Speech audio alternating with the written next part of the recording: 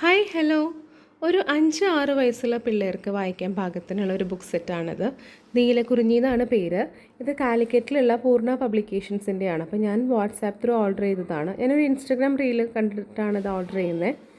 ഇതിൻ്റെ ഉള്ളിലൊരു 12 set books ഉണ്ട്.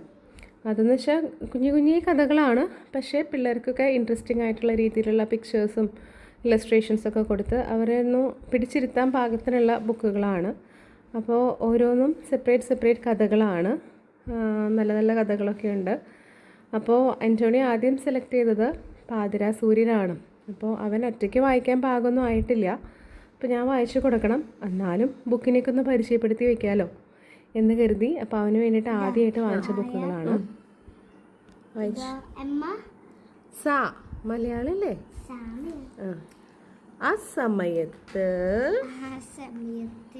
കടയിൽ നിന്ന്